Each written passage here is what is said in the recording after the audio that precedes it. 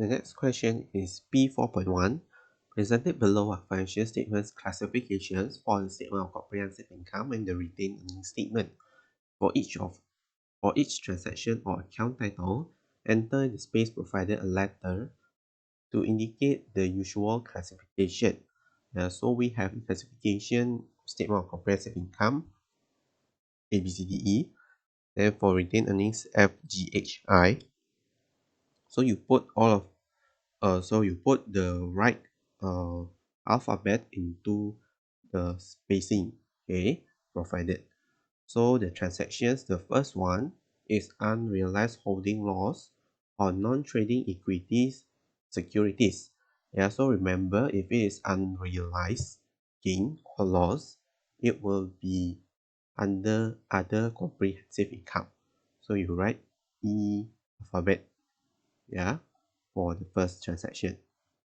And then the second one, gain on sale of non-trading equity securities.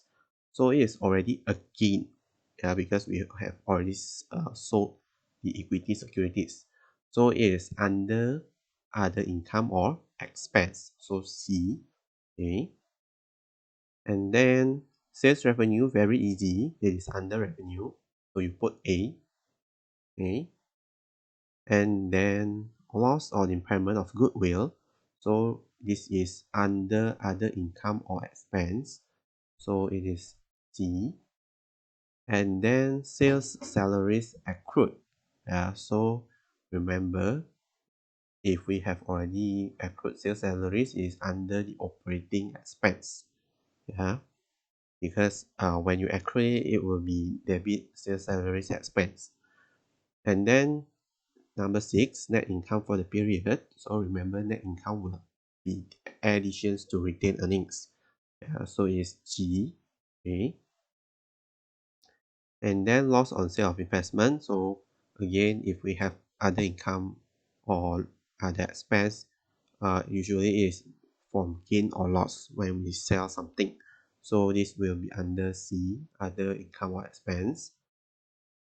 Yeah. And then depreciation on equipment used in operations, very easy. So it's under operating expense because we usually put it under operating expense. So write B. And then cash dividends declared and paid. So remember, dividends will always deduction from retained earnings. So it will be H. Okay, and then correction of an error due to expensing the cost of equipment in previous year.